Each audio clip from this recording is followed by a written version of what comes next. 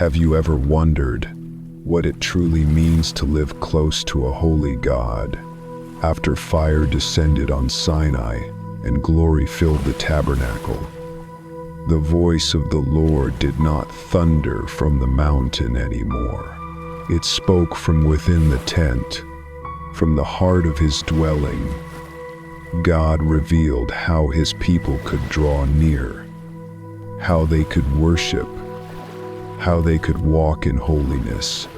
Leviticus is not just a book of rules.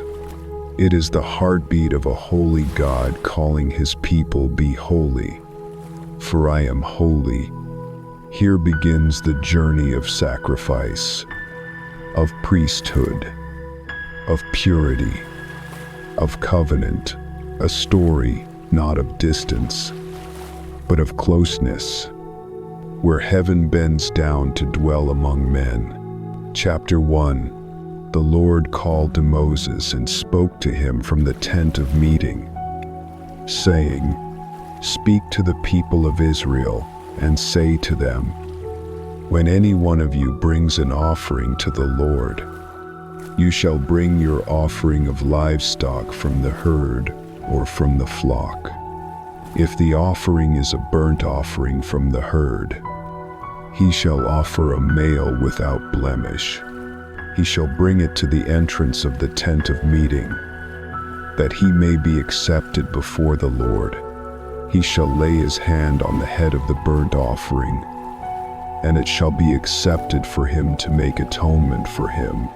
Then he shall kill the bull before the Lord, and Aaron's sons, the priests, shall bring the blood and throw the blood against the sides of the altar that is at the entrance of the tent of meeting. He shall flay the burnt offering and cut it into pieces. And the sons of Aaron the priest shall put fire on the altar and arrange wood on the fire. Then Aaron's sons the priests shall arrange the pieces, the head and the fat, on the wood that is on the fire on the altar, but its entrails and its legs he shall wash with water, and the priest shall burn all of it on the altar, as a burnt offering, a food offering with a pleasing aroma to the Lord. If his gift is a burnt offering from the flock, from the sheep or goats, he shall bring a male without blemish. He shall kill it on the north side of the altar before the Lord. And Aaron's sons, the priests, shall throw its blood against the sides of the altar, and he shall cut it into pieces, with its head and its fat. And the priest shall arrange them on the wood that is on the fire on the altar. But the entrails and the legs he shall wash with water. And the priest shall offer all of it and burn it on the altar. It is a burnt offering, a food offering, with a pleasing aroma to the Lord. If his offering to the Lord is a burnt offering of birds, then he shall bring his offering of turtle doves or pigeons, and the priest shall bring it to the altar and wring off its head and burn it on the altar. Its blood shall be drained out on the side of the altar. He shall remove its crop with its contents and cast it beside the altar on the east side, in the place for ashes. He shall tear it open by its wings, but shall not sever it completely, and the priest shall burn it on the altar, on the wood that is on the fire. It is a burnt offering, a food offering with a pleasing aroma to the Lord. Chapter 2. When anyone brings a grain offering as an offering to the Lord, his offering shall be of fine flour. He shall pour oil on it and put frankincense on it and bring it to Aaron's sons the priests. And he shall take from it a handful of the fine flour and oil, with all of its frankincense. And the priest shall burn this as its memorial portion on the altar. a food offering with a pleasing aroma to the Lord. But the rest of the grain offering shall be for Aaron and his sons. It is a most holy part of the Lord's food offerings. When you bring a grain offering baked in the oven as an offering, it shall be unleavened loaves of fine flour mixed with oil, or unleavened wafers smeared with oil. And if your offering is a grain offering baked on a griddle, it shall be of fine flour unleavened, mixed with oil. You shall break it in pieces and pour oil on it. It is a grain offering. And if your offering is a grain offering cooked in a pan, it shall be made of fine flour with oil. You shall bring the grain offering that is made of these things to the Lord. And when it is presented to the priest, he shall bring it to the altar. And the priest shall take from the grain offering its memorial portion and burn this on the altar, a food offering with a pleasing aroma to the Lord. But the rest of the grain offering shall be for Aaron and his sons. It is a most holy part of the Lord's food offerings. No grain offering that you bring to the Lord shall be made with leaven, for you shall burn no leaven nor any honey as a food offering to the Lord. As an offering of first fruits, you may bring them to the Lord, but they shall not be offered on the altar for a pleasing aroma. You shall season all your grain offerings with salt. You shall not let the salt of the covenant with your God be missing from your grain offering. With all your offerings you shall offer salt. If you offer a grain offering of first fruits to the Lord, you shall offer for the grain offering of your first fruits fresh ears, roasted with fire, crushed new grain, and you shall put oil on it and lay frankincense on it. It is a grain offering, and the priest shall burn as its memorial portion some of the crushed grain and some of the oil with all of its frankincense. It is a food offering to the Lord. Chapter 3. If his offering is a sacrifice of peace offering, if he offers an animal from the herd, whether male or female, he shall offer it without blemish before the Lord. He shall lay his hand on the head of his offering and kill it at the entrance of the tent of meeting. And Aaron's sons, the priests, shall throw the blood against the sides of the altar, and from the sacrifice of the peace offering, he shall offer as a food offering to the Lord the fat that covers the entrails and all the fat that is on the entrails, and the 2 kidneys with the fat that is on them at the loins, and the long lobe of the liver that he shall remove with the kidneys. Then Aaron's sons shall burn it on the altar, on top of the burnt offering, which is on the wood on the fire. It is a food offering with a pleasing aroma to the Lord. If his offering for a sacrifice of peace offering to the Lord is an animal from the flock, male or female, he shall offer it without blemish. If he offers a lamb for his offering, then he shall offer it before the Lord, lay his hand on the head of his offering, and kill it in front of the tent of meeting. And Aaron's sons shall throw its blood against the sides of the altar. Then from the sacrifice of the peace offering he shall offer as a food offering to the Lord its fat. He shall remove the whole fat tail, cut off close to the backbone, and the fat that covers the entrails and all the fat that is on the entrails, and the 2 kidneys with the fat that is on them at the loins, and the long lobe of the liver that he shall remove with the kidneys. And the priest shall burn it on the altar as a food offering to the Lord. If his offering is a goat, he shall offer it before the Lord and lay his hand on its head and kill it in front of the tent of meeting. and the sons of Aaron shall throw its blood against the sides of the altar. Then he shall offer from it as his offering for a food offering to the Lord, the fat that covers the entrails and all the fat that is on the entrails, and the 2 kidneys with the fat that is on them at the loins, and the long lobe of the liver that he shall remove with the kidneys. And the priest shall burn them on the altar as a food offering with a pleasing aroma. All fat is the Lord's Ij. It shall be a statute forever throughout your generations, in all your dwelling places, that you eat neither fat nor blood. Chapter 4. The Lord spoke to Moses, saying, Speak to the people of Israel, saying, If anyone sins unintentionally in any of the Lord's commandments about things not to be done, and does any one of them even without knowing, then atonement must be made.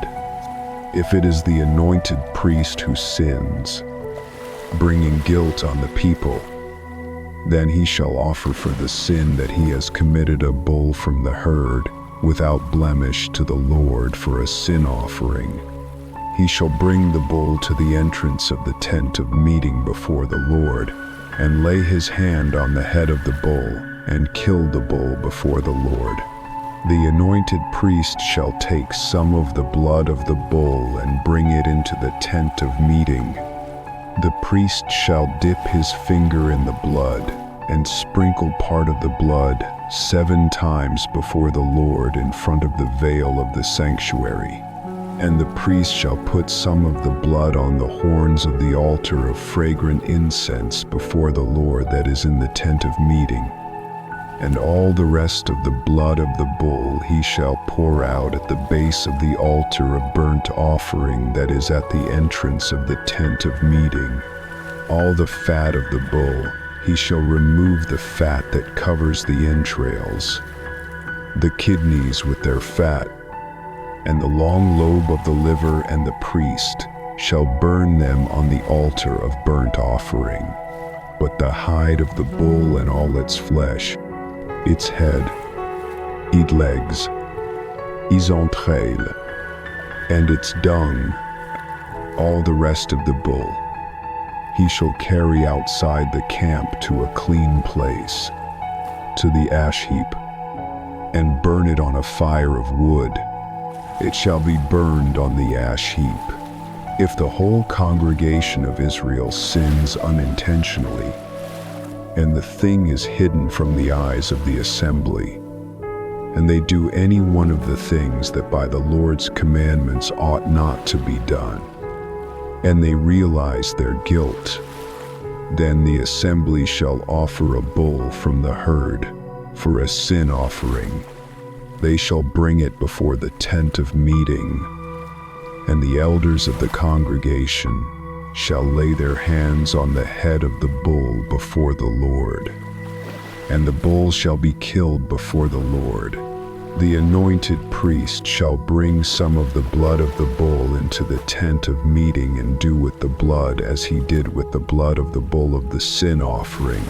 For the priest he shall sprinkle it before the veil. Put some of it on the horns of the altar, and pour out the rest at the base of the altar of burnt offering. He shall burn all its fat on the altar, and he shall carry the rest outside the camp and burn it, just as the priest did with the first bull. This is the sin offering for the assembly when a leader sins, doing unintentionally any one of all the things that by the commandments of the Lord his God ought not to be done, and realizes his guilt. He shall bring as his offering a male goat without blemish. He shall lay his hand on the head of the goat and kill it in the place where they kill the burnt offering before the Lord.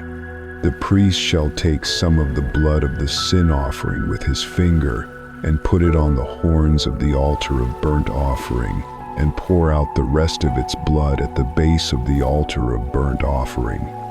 and all its fat he shall burn on the altar, as the fat of the peace offerings. So the priest shall make atonement for him for his sin, and he shall be forgiven. If any one of the common people sins unintentionally in doing any one of the things that by the Lord's commandments ought not to be done, and realizes his guilt, he shall bring for his offering a female goat without blemish, or a lamb without blemish, for his sin that he has committed. He shall lay his hand on the head of the sin offering and kill the sin offering in the place of burnt offering. The priest shall take some of its blood with his finger and put it on the horns of the altar of burnt offering and pour out all the rest of its blood at the base of the altar. And all its fat he shall remove, as the fat is removed from the peace offerings, and the priest shall burn it on the altar for a pleasing aroma to the Lord. And the priest shall make atonement for him, and he shall be forgiven. Chapter 5. If anyone sins, if he hears a public charge to testify, and though he is a witness, whether he has seen or learned of the matter, yet does not speak, he shall bear his iniquity. If anyone touches an unclean thing, whether the carcass of an unclean wild animal, or of an unclean livestock, or of an unclean swarming creature, and it is hidden from him, and he has become unclean, he shall be guilty. Or if he touches human uncleanness, of whatever sort the uncleanness may be with which one becomes unclean, and it is hidden from him, when he comes to know it, he shall be guilty. Or if anyone utters with his lips a rash oath to do evil or to do good, any sort of rash oath that people swear, and it is hidden from him, when he comes to know it, he shall be guilty in any of these. When he realizes his guilt in any of these, he shall confess the sin he has committed. He shall bring to the Lord as his compensation for the sin that he has committed a female from the flock, a lamb or a goat, for a sin offering, and the priest shall make atonement for him for his sin. But if he cannot afford a lamb, then he shall bring to the Lord as his compensation for the sin that he has committed 2 turtle doves or 2 pigeons, one for a sin offering and the other for a burnt offering. He shall bring them to the priest, who shall offer first the one for the sin offering. He shall wring its head from its neck, but shall not sever it completely. And he shall sprinkle some of the blood of the sin offering on the side of the altar, while the rest of the blood shall be drained out at the base of the altar. It is a sin offering. Then he shall offer the second for a burnt offering, according to the rule. And the priest shall make atonement for him for the sin that he has committed, and he shall be forgiven. But if he cannot afford 2 turtle doves or 2 pigeons, then he shall bring as his offering for the sin that he has committed 1/10 of an ephah of fine flour for a sin offering.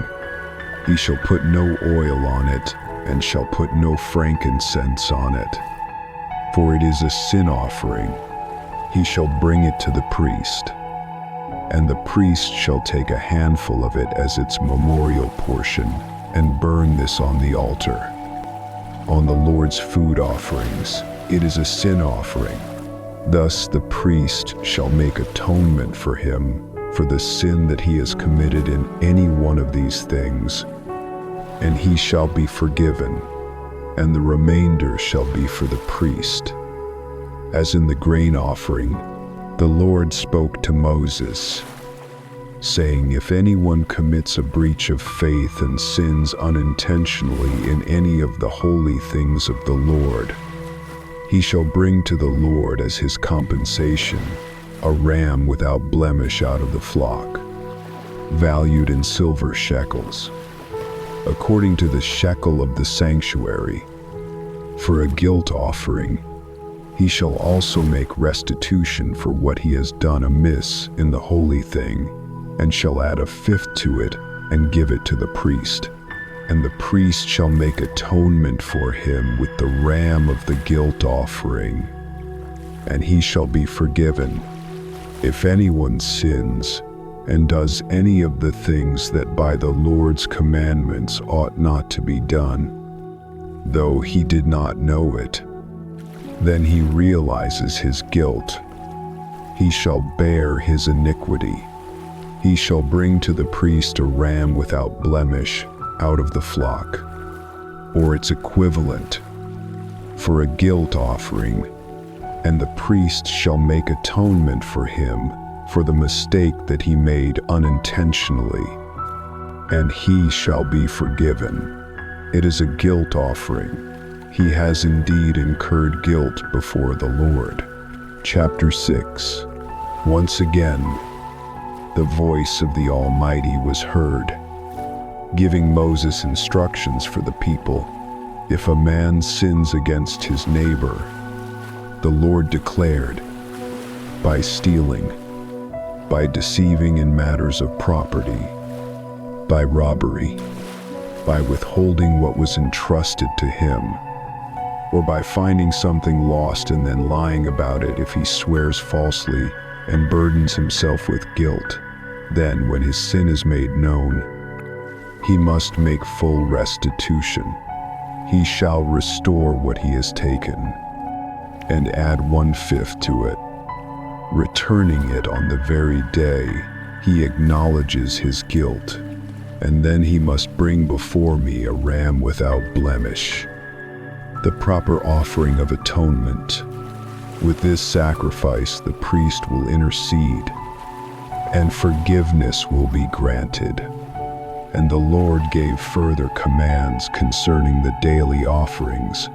This is the law of the burnt offering.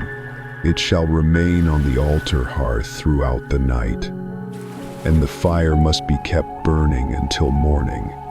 The priest shall clothe himself in his linen garments, remove the ashes of the sacrifice, and place them beside the altar. Later, he shall change his garments and carry the ashes outside the camp to a clean place. The fire upon the altar must never be extinguished. Morning by morning wood shall be laid, offerings placed upon it, and the fat of peace offerings burn there. The flame shall burn continually. It must never go out. The instructions continued. As for the grain offering, Aaron's sons shall present it before me, taking a handful of the fine flour mixed with oil and frankincense, and this portion shall be burned as a memorial on the altar, a pleasing fragrance to the Lord. The remainder belongs to the priests, most holy among the food offerings. It shall be eaten unleavened, within the sacred court of the tent of meeting. Nothing leavened may be baked with it, for it is holy, like the sin offering and the guilt offering. Every male descendant of Aaron may partake of it, for it is their perpetual share from the offerings of the Lord. Whatever touches these offerings becomes holy. Concerning the daily ministry of the high priest, the Lord declared, on the day a priest is anointed, he shall offer 1/10 of an ephah of flour, half in the morning and half in the evening, prepared with oil on a griddle, baked and broken into pieces as a grain offering, a sweet aroma to the Lord. This offering is perpetual, and it must be wholly burned. None of it shall be eaten. Every grain offering of a priest is to be consumed by fire. Finally, the word of the Lord made clear the law of the sin offering. In the same place where the burnt offering is slain, the sin offering shall be slaughtered. It is most holy. The priest who presents it shall eat it within the holy court. Whatever touches its flesh is holy. If blood spatters upon a garment, it must be washed in a holy place. An earthen vessel in which the sacrifice is boiled must be broken, but a bronze vessel shall be scoured and rinsed with water. Every male among the priests may partake of it, for it is most holy. Yet if the blood of a sin offering is brought into the sanctuary to make atonement, its flesh shall not be eaten, it must be burned in fire. Chapter 7. The Almighty continued his instruction to Moses, bringing clarity to the law of the offerings. Concerning the guilt offering, the ram of restitution is most holy. It shall be slaughtered where the burnt offering is slain, and its blood sprinkled against the altar. All its fat, the fat tail, the fat covering the entrails, the kidneys with their fat, and the long lobe of the liver shall be removed and burned on the altar. This offering belongs to the Lord. It is most holy. Every male among the priests may eat it in a sacred place. Concerning the sin offering, the same law applies. It is most holy. The guilt offering is like the sin offering. The priest who makes atonement with it shall have it. As for the burnt offering, the hide of the animal shall belong to the priest who offers it. And for the grain offering, whether baked in an oven, cooked on a griddle, or prepared in a pan, it shall belong to the priest who presents it. The rest of the grain offerings shall be shared equally among Aaron's sons. Concerning the peace offering, when a man offers it in thanksgiving, he shall present unleavened loaves mixed with oil, unleavened wafers smeared with oil, and loaves of fine flour well mixed with oil. Along with his offering of thanksgiving, he shall bring loaves of leavened bread. From each kind he shall present one as a contribution to the Lord. And it shall belong to the priest who throws the blood of the peace offering. The flesh of the sacrifice of his thanksgiving shall be eaten on the day it is offered. None of it shall remain until morning. But if the sacrifice is a vow or a free will offering, it shall be eaten on the day the sacrifice is offered. And what remains may be eaten the next day. But any portion left until the third day must be burned with fire. If any of the flesh is eaten on the third day, the one who offers it shall not be accepted. It shall not be credited to him, but shall be an abomination. And whoever eats of it shall bear his iniquity. The flesh that touches anything unclean shall not be eaten. It shall be burned. All who are clean may eat the flesh of the sacrifice, but whoever eats of it while in uncleanness shall be cut off from his people. Moreover, if anyone touches any unclean thing, human uncleanness, or an unclean animal, or any detestable creature, and then eats of the flesh of the peace offering, that person shall be cut off from his people. The Lord commanded further, "You shall eat no fat from ox, sheep, or goat. The fat of an animal that dies naturally or is torn by beasts may be used for other purposes, but you must never eat it. Whoever eats the fat of an animal of which a food offering is made to the Lord shall be cut off from his people, and you shall eat no blood in any of your dwelling places, whether of bird or animal. Whoever eats any blood shall be cut off from his people. The Lord concluded with this decree concerning the priest's portion. The one who offers the burnt offering shall have the hide. The one who presents the grain offering shall have his share. As for the peace offering, the breast shall be waved before the Lord, and shall belong to Aaron and his sons. The right thigh shall also be given as a contribution to the priest who offers the blood and the fat. This is the perpetual due of the priests from the people of Israel. From the sacrifices of their peace offerings, the contribution given to Aaron and his sons forever, as the Lord commanded on the day he anointed them. Thus were completed the laws of the burnt offering, the grain offering, the sin offering, the guilt offering, the ordination offering, and the peace offering which the Lord commanded Moses on Mount Sinai. On the day he ordered the people of Israel to bring their offerings before him in the wilderness. Chapter 8. The Lord commanded Moses to take Aaron and his sons, the holy garments, the anointing oil, the bull of the sin offering, the 2 rams, and the basket of unleavened bread, and gather all the congregation at the entrance of the tent of meeting. So Moses did as the Lord instructed.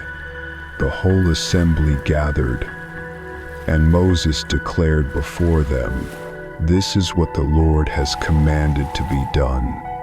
Moses brought Aaron and his sons forward and washed them with water. He clothed Aaron with the tunic, girded him with the sash, clothed him with the robe, and placed the ephod on him. He fastened it with the skillfully woven band, and he set the breastpiece upon him. Inside the breastpiece, he placed the Urim and the Thummim. Upon Aaron's head he placed the turban, and upon the front of the turban the golden plate, the holy crown as the Lord had commanded. Then Moses took the anointing oil and anointed the tabernacle and all that was in it, consecrating them.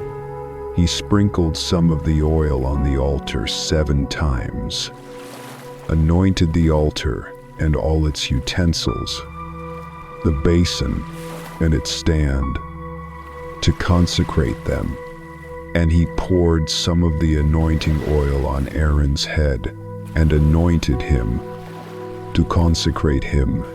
Moses then brought Aaron's sons forward, clothed them with tunics, girded them with sashes, and bound caps on them as the Lord had commanded.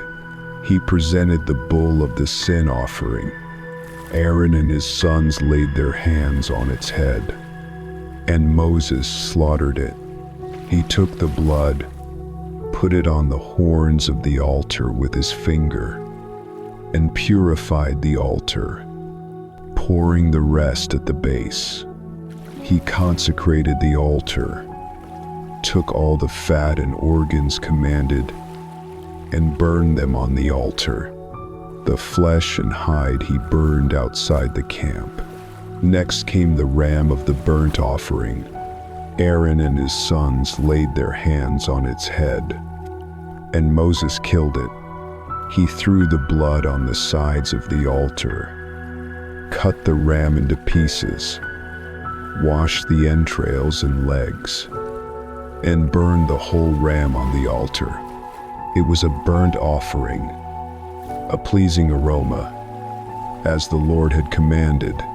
Then Moses brought the second ram, the ram of ordination.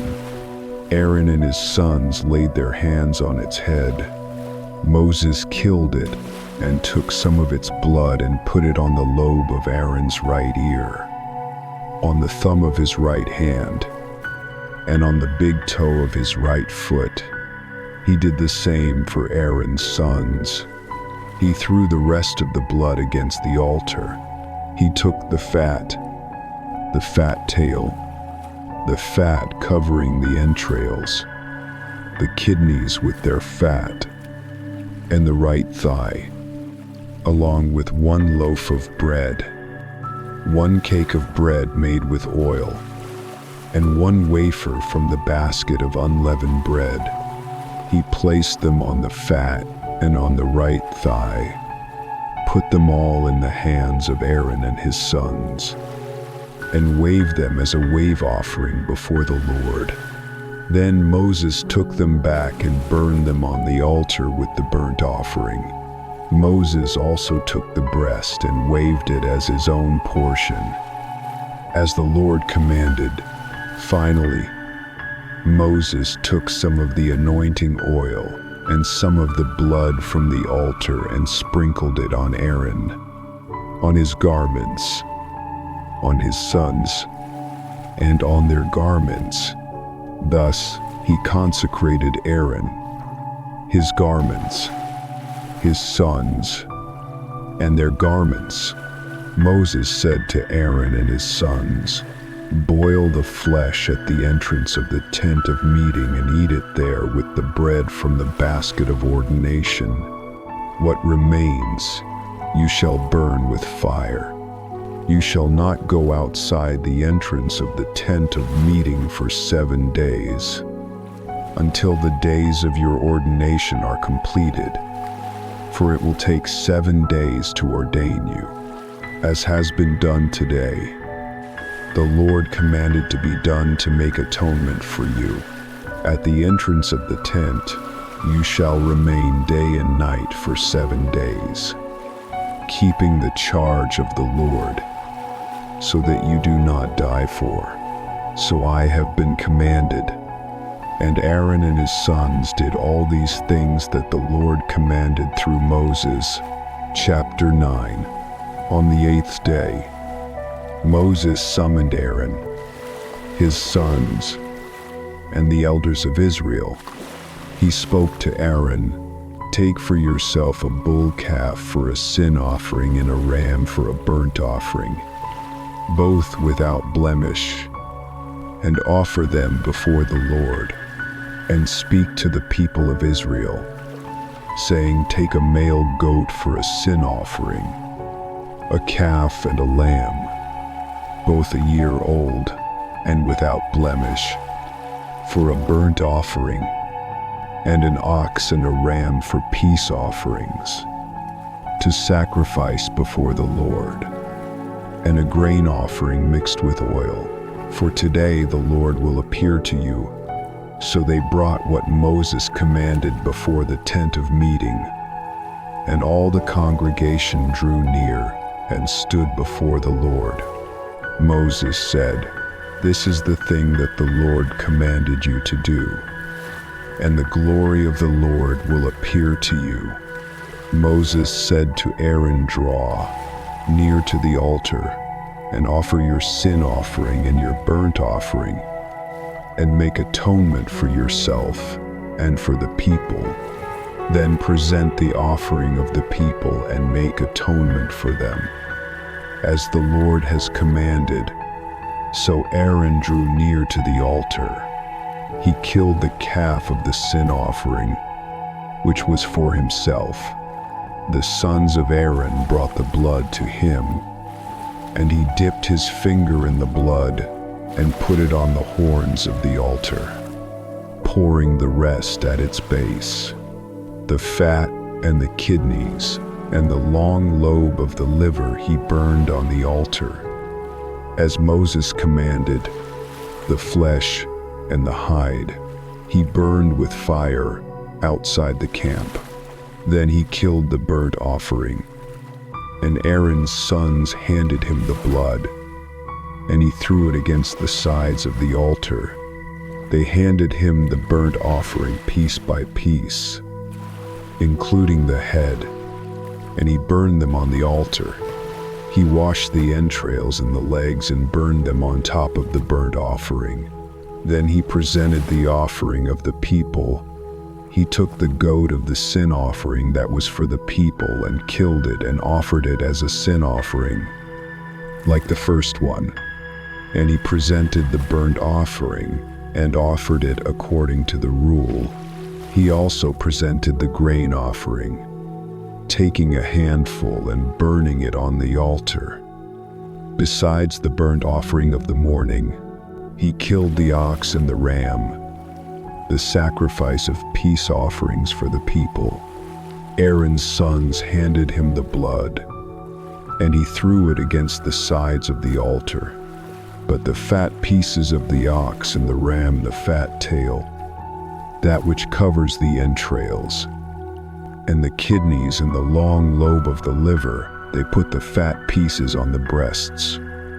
And he burned the fat pieces on the altar. But the breasts and the right thigh, Aaron waved as a wave offering before the Lord, as Moses commanded. Then Aaron lifted up his hands toward the people and blessed them. And he came down from offering the sin offering, the burnt offering, and the peace offerings. Moses and Aaron went into the tent of meeting, and when they came out, they blessed the people, and the glory of the Lord appeared to all, and fire came out from before the Lord and consumed the burnt offering and the fat pieces on the altar. When all the people saw it, they shouted and fell on their faces. Chapter 10. Nadab and Abihu, the sons of Aaron. Each took his censer and put fire in it, and laid incense on it, and offered unauthorized fire before the Lord, fire which he had not commanded them. And fire came out from before the Lord and consumed them, and they died before the Lord. Then Moses said to Aaron, "This is what the Lord has spoken. Among those who are near me I will be sanctified, and before all the people I will be glorified." I and Aaron held his peace. Moses called Mishael and Elzaphan, sons of Uzziel, the uncle of Aaron, and said to them, "Come near. Carry your brothers away from the sanctuary outside the camp." So they came near and carried them in their coats outside the camp. As Moses had said, Moses said to Aaron and to Eleazar and Ithamar, his remaining sons, "Do not let the hair of your heads hang loose, and do not tear your clothes, lest you die, and wrath come upon all the congregation. But let your brothers, the whole house of Israel, bewail the burning that the Lord has kindled, and do not go outside the entrance of the tent of meeting, lest you die. For the anointing oil of the Lord is upon you." And they did according to the word of Moses. Then the Lord spoke to Aaron directly, saying, "Drink no wine or strong drink, you or your sons with you, when you go into the tent of meeting, lest you die. It shall be a statute forever throughout your generations. You are to distinguish between the holy and the common, and between the unclean and the clean. And you are to teach the people of Israel all the statutes that the Lord has spoken to them by Moses." Moses spoke to Aaron and to Eleazar and Ithamar, his surviving sons, "Take the grain offering that remains of the Lord's offerings, and eat it unleavened beside the altar, for it is most holy. You shall eat it in a holy place, because it is your due and your sons' due from the Lord's offerings, for so I have been commanded. Also, the breast that is waved and the thigh that is contributed you shall eat in a clean place. You and your sons and your daughters with you, for they are given as your portion from the sacrifices of the peace offerings of the people of Israel. The thigh and the breast shall be brought with the fat pieces of the offerings, to be waved as a wave offering before the Lord. And it shall be yours and your sons with you, as a perpetual due, as the Lord commanded. Now Moses diligently inquired about the goat of the sin offering, and behold, it was burned up. He was angry with Eleazar and Ithamar, the surviving sons of Aaron, saying, "Why have you not eaten the sin offering in the place of the sanctuary? Since it is most holy, and God has given it to you that you may bear the iniquity of the congregation, to make atonement for them before the Lord. Behold, its blood was not brought into the inner part of the sanctuary. You certainly ought to have eaten it in the sanctuary, as I commanded." But Aaron said to Moses, "Behold, today they have offered their sin offering and their burnt offering before the Lord. And yet such things as these have happened to me. If I had eaten the sin offering today, would the Lord have approved?" And when Moses heard that, he approved. Chapter 11. The Lord spoke to Moses and Aaron, giving instructions for the people of Israel. "These are the living creatures you may eat among all the animals on the earth. Whatever parts the hoof is cloven-footed, and chews the cud. Among the animals you may eat. Yet among those that chew the cud or part the hoof, you shall not eat the camel, because it chews the cud, but does not part the hoof, is unclean to you. The rock badger, because it chews the cud, but does not part the hoof, is unclean. The hare, because it chews the cud, but does not part the hoof, is unclean. And the pig, because it parts the hoof, and is cloven-footed, but does not chew the cud, is unclean. You shall not eat their flesh, and you shall not touch their carcasses. They are unclean to you. Among all that are in the waters, you may eat whatever has fins and scales, in the seas and in the rivers. But anything in the seas or rivers that does not have fins and scales, of the swarming creatures or of the living creatures in the waters, is detestable to you. You shall not eat of their flesh, and you shall regard their carcasses as detestable.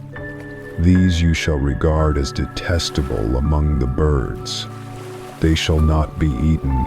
They are detestable: the eagle, the bearded vulture, the black vulture, the kite, the falcon of any kind, every raven of any kind, the ostrich, the nighthawk, the seagull, the hawk of any kind, the little owl, the cormorant, the short-eared owl, the barn owl, the tawny owl, the carrion vulture, the stork, the heron of any kind, the hoopoe, and the bat. All winged insects that go on all fours are detestable to you. Yet among the winged insects that go on all fours, you may eat those that have jointed legs above their feet, with which to hop on the ground. Of them you may eat the locust of any kind, the bald locust of any kind, the cricket of any kind, and the grasshopper of any kind. But all other winged insects that have 4 feet are detestable to you. By these you shall become unclean. Whoever touches their carcass shall be unclean until the evening. Whoever carries any part of their carcass shall wash his clothes and be unclean until the evening.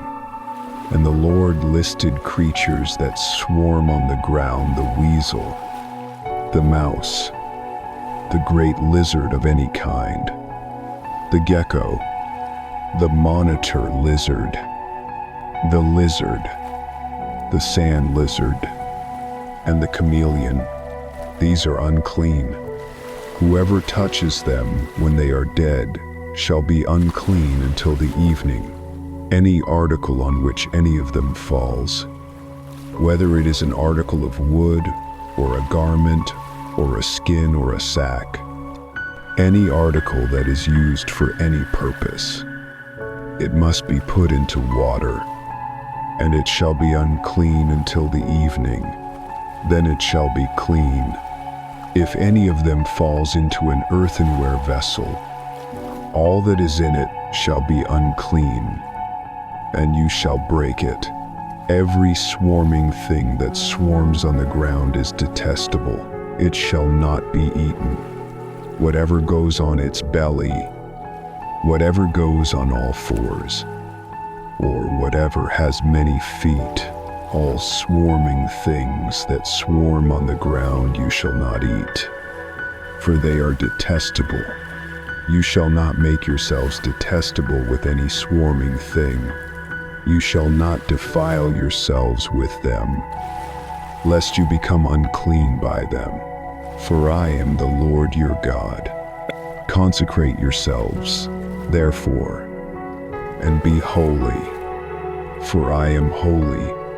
You shall not defile yourselves with any swarming thing that crawls on the ground. For I am the Lord who brought you up out of the land of Egypt to be your God. You shall therefore be holy, for I am holy. Chapter 12. The Lord spoke with a voice of instruction, saying, When a woman conceives and gives birth to a son, she shall be unclean for 7 days. As in the days of her menstruation she shall be unclean. And on the 8th day, the flesh of his foreskin shall be circumcised. Then she shall continue in the blood of her purification for 33 days. She shall not touch anything holy, nor come into the sanctuary, until the days of her purification are completed. But if she gives birth to a daughter, she shall be unclean for 2 weeks, as in her menstruation. Then she shall continue in the blood of her purification for 66 days.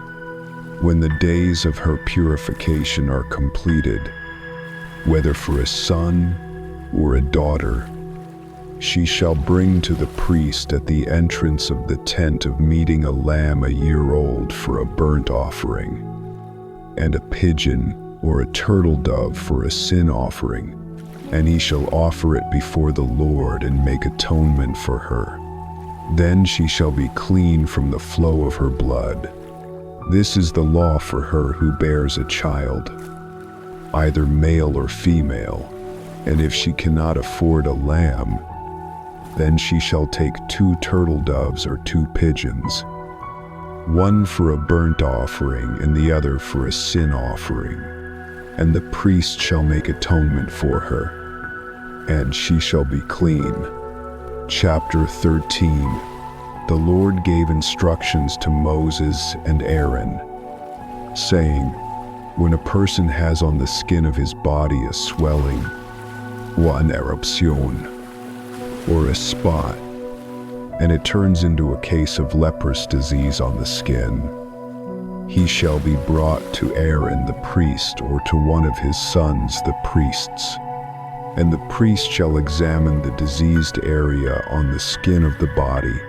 If the hair in the diseased area has turned white, and the disease appears to be deeper than the skin, It is a case of leprous disease. When the priest has examined him, he shall pronounce him unclean. But if the spot is white in the skin of his body, and does not appear deeper than the skin, and the hair in it has not turned white, the priest shall shut up the diseased person for 7 days. On the 7th day the priest shall examine him, and if the disease is unchanged, then the priest shall shut him up for another 7 days. If it fades, the priest shall pronounce him clean. But if the eruption spreads, he shall be declared unclean. The Lord gave many examples. If leprosy breaks out over the whole skin, covering all the flesh, then it is not active but has turned white. The priest shall pronounce him clean. But if raw flesh appears, he is unclean. When the raw flesh heals, and the skin turns white again, he shall be pronounced clean. If a boil has healed, but in its place appears a white swelling or a reddish white spot, the priest shall examine it. If it looks deeper than the skin and the hair has turned white, it is leprosy. But if there is no white hair in it, and it has not spread, he shall shut him up for 7 days. And if it does not spread, he is clean. If there is a burn on the skin, and in the raw flesh appears a reddish white or white spot, the priest shall examine it. If the hair has turned white, and it appears deeper than the skin, it is leprosy. If not, he shall shut him up for 7 days. If it spreads, it is unclean. If not, it is only a scar from the burn. If a man or woman has a sore on the head or the beard, the priest shall examine it. If it looks deeper than the skin and the hair in it is yellow and thin, it is leprosy of the head or beard. If not, the person shall be shut up 7 days. If it spreads, it is unclean. If not, the priest shall pronounce him clean, and he shall wash his clothes.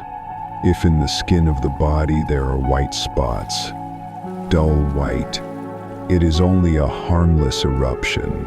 The person is clean. But if the hair of the head is falling, it is simply baldness. He is clean. Yet if a reddish white disease appears in the bald head, it is leprosy, and the priest shall declare him unclean. The one with leprosy shall wear torn clothes. Let the hair of his head hang loose. Cover his upper lip, and cry out, "Unclean, unclean." As long as he has the disease, he is unclean. He shall live alone. His dwelling shall be outside the camp. The Lord also spoke of garments. When there is a case of leprous disease in a woolen or linen garment, or in the warp or woof of linen or wool, or in leather, if the disease is greenish or reddish, it is a leprous disease. The priest shall examine it and shut it up for 7 days. If it spreads, it shall be burned with fire. But if it is not spread, it shall be washed and shut up for another 7 days. If it fades, it shall be torn out of the garment. If it reappears, it is spreading. It must be burned with fire. If it does not spread, the garment shall be washed again, and then it shall be clean. Chapter 14. The Lord gave instructions, saying, "This shall be the law for the leprous person on the day of his cleansing. He shall be brought to the priest, and the priest shall go outside the camp. If the disease is healed, then the priest shall command 2 live clean birds, cedar wood, scarlet yarn, and hyssop to be brought. One of the birds shall be killed in an earthen vessel over fresh water. The living bird, with the cedar wood, scarlet yarn, and hyssop, shall be dipped in the blood of the bird that was killed. The priest shall sprinkle it 7 times on the one to be cleansed, and pronounce him clean. Then the living bird shall be released into the open field. The one who is cleansed shall wash his clothes, shave off all his hair, and bathe himself in water, and he shall be clean. Afterward he may come into the camp, but must live outside his tent for 7 days. On the 7th day he shall shave all his hair, wash his clothes, and bathe his body, and he shall be clean. On the 8th day he shall take 2 male lambs without blemish, 1 ewe lamb a year old, 3/10 of an ephah of fine flour mixed with oil, and 1 log of oil. The priest shall present the man and his offerings before the Lord at the entrance of the tent of meeting. The priest shall take 1 lamb and offer it as a guilt offering, along with the oil, and wave them before the Lord. He shall kill the lamb, and take some of its blood, and put it on the tip of the right ear of the one being cleansed, on the thumb of his right hand, and on the big toe of his right foot. Then the priest shall pour some of the oil into his left hand, dip his right finger in the oil, and sprinkle it 7 times before the Lord. The priest shall put some of the oil on the ear, thumb, and toe of the one being cleansed, where the blood was placed. The rest of the oil shall be poured on the head of the cleansed man, and the priest shall make atonement for him. Afterward, he shall offer the sin offering, the burnt offering, and the grain offering. Thus the priest shall make atonement, and the man shall be clean. If the one being cleansed is poor and cannot afford these offerings, he may bring 1 male lamb, 1/10 of an ephah of flour mixed with oil, a log of oil, and 2 turtle doves or pigeons, one for a sin offering and the other for a burnt offering. The ritual shall be performed in the same way, and atonement shall be made for him. The Lord also gave instructions for houses when you enter the land of Canaan. And I put a case of leprous disease in a house. The owner shall tell the priest, "There seems to me to be some disease in the house." The priest shall command them to empty the house before he goes in to examine it, so nothing in the house may be pronounced unclean. If the disease is in the walls, with greenish or reddish spots deeper than the surface, the priest shall shut up the house for 7 days. On the 7th day he shall examine it, and if the disease has spread, he shall command that the stones be taken out and thrown outside the city. The house shall be scraped within and replastered with new mortar. If the disease breaks out again, the house shall be torn down, its stones and timber carried outside the city. But if the disease does not spread after replastering, the priest shall pronounce the house clean. For cleansing a house, 2 birds shall be taken, cedar wood, scarlet yarn, and hyssop. As for a person, 1 bird shall be killed, the other released. and the house shall be pronounced clean. This is the law for any case of leprous disease for a person or for a house, for a swelling or an eruption or a spot, to teach when it is unclean and when it is clean. This is the law of leprosy. Chapter 15. The Lord spoke to Moses and Aaron with words of clarity, saying, "When any man has a discharge from his body, his discharge is unclean, whether his body runs with the discharge or is stopped up. It is his uncleanness. Every bed on which the man with the discharge lies shall be unclean, and everything on which he sits shall be unclean. Whoever touches his bed shall wash his clothes and bathe himself in water and be unclean until evening. Whoever touches anything on which he sits shall wash his clothes and bathe himself in water and be unclean until evening. If the man with the discharge spits on anyone who is clean, that person shall wash his clothes and bathe in water and be unclean until evening. Any saddle on which he rides shall be unclean. Whoever touches anything that was under him shall be unclean until evening.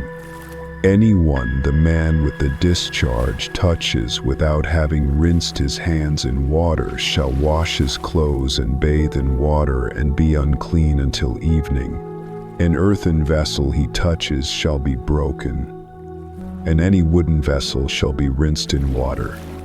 When the man with the discharge is cleansed of his flow, he shall count 7 days for his cleansing, wash his clothes, and bathe his body in fresh water, and he shall be clean.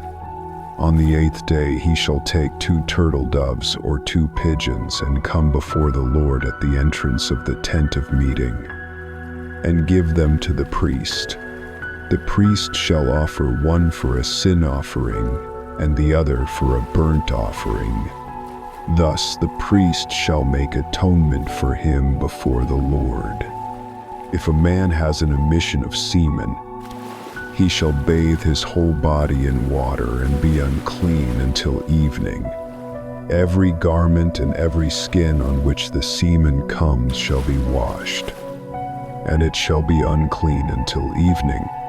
If a man lies with a woman, and there is an emission of semen, both shall bathe themselves in water and be unclean until evening.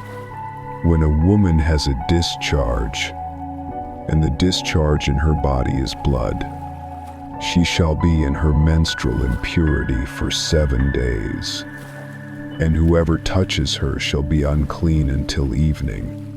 Everything on which she lies or sits during her impurity shall be unclean. Whoever touches it shall be unclean until evening, and he shall wash his clothes and bathe in water. If a man lies with her so that her impurity is upon him, he shall be unclean for 7 days, and every bed on which he lies shall be unclean. When a woman has a discharge of blood beyond her menstrual time, or if it runs beyond the time of her impurity, all the days of the discharge she shall be as in her menstrual impurity. Everything she lies on and everything she sits on shall be unclean. Just as in her impurity, whoever touches these things shall be unclean until evening. But when she is cleansed of her discharge, she shall count 7 days, and after that she shall be clean. On the 8th day she shall take 2 turtle doves or 2 pigeons and bring them to the priest at the entrance of the tent of meeting. The priest shall offer one for a sin offering and the other for a burnt offering. Thus the priest shall make atonement for her before the Lord for her uncleanness. Thus Moses and Aaron were told, "You shall keep the people of Israel separate from their uncleanness. lest they die in their uncleanness by defiling my tabernacle that is in their midst. This is the law for him who has a discharge, for him who has an emission of semen, for her who is in her menstrual impurity, and for anyone who has a discharge, male or female, for the man who lies with a woman who is unclean. Chapter 16. After the death of Aaron's 2 sons, who died when they drew near before the Lord spoke to Moses and said, "Tell Aaron your brother not to come at any time into the holy place inside the veil, before the mercy seat that is on the ark, lest to deep, for I will appear in the cloud over the mercy seat. But in this way Aaron shall enter the holy place with a bull for a sin offering and a ram for a burnt offering. He shall put on the holy linen tunic, and the linen undergarment shall be on his body. He shall tie the linen sash around his waist, and wear the linen turban. These are the holy garments. He shall bathe his body in water and then put them on. And from the congregation of Israel he shall take 2 male goats for a sin offering, and 1 ram for a burnt offering. Aaron shall offer the bull as a sin offering for himself, and make atonement for himself and for his house. Then he shall take the 2 goats and set them before the Lord at the entrance of the tent of meeting. Aaron shall cast lots over the 2 goats, 1 lot for the Lord, and the other lot for Azazel. Aaron shall present the goat on which the lot fell for the Lord and use it as a sin offering. But the goat on which the lot fell for Azazel shall be presented alive before the Lord to make atonement over it, that it may be sent away into the wilderness. Aaron shall take a censer full of coals of fire from the altar, and 2 handfuls of sweet incense beaten small, and bring it inside the veil. He shall put the incense on the fire before the Lord, so that the cloud of incense may cover the mercy seat over the testimony, so that he does not die. Then he shall take some of the blood of the bull and sprinkle it with his finger on the front of the mercy seat. And before the mercy seat he shall sprinkle some of the blood 7 times. Then he shall kill the goat of the sin offering that is for the people, and bring its blood inside the veil. He shall do with its blood as he did with the blood of the bull, sprinkling it on the mercy seat and in front of the mercy seat. Thus he shall make atonement for the holy place, because of the uncleanness of the people of Israel, and because of their transgressions, all their sins, when he has made an end of atoning for the holy place. The tent of meeting and the altar, he shall present the live goat. Aaron shall lay both his hands on the head of the live goat, confess over it all the iniquities of the people of Israel, all their transgressions, all their sins, and he shall put them on the head of the goat and send it away into the wilderness by the hand of a man appointed for the task. The goat shall bear all their iniquities on itself to a remote area, and he shall let the goat go free in the wilderness. Afterward, Aaron shall come into the tent of meeting, take off the linen garments that he put on when he went into the holy place, and leave them there. He shall bathe his body in water in a holy place, put on his garments, and come out and offer his burnt offering and the burnt offering of the people, and make atonement for himself and for the people. The fat of the sin offering he shall burn on the altar. And he who lets the goat go to Azazel shall wash his clothes and bathe his body in water. And afterward he may come into the camp. The bull and the goat for the sin offerings, whose blood was brought in to make atonement in the holy place, shall be carried outside the camp. Their skin, flesh, and dung shall be burned with fire. He who burns them shall wash his clothes and bathe his body in water, and afterward he may come into the camp. This shall be a statute forever for you in the 7th month. On the 10th day of the month, you shall afflict yourselves and do no work, whether the native or the stranger who sojourns among you. For on this day shall atonement be made for you.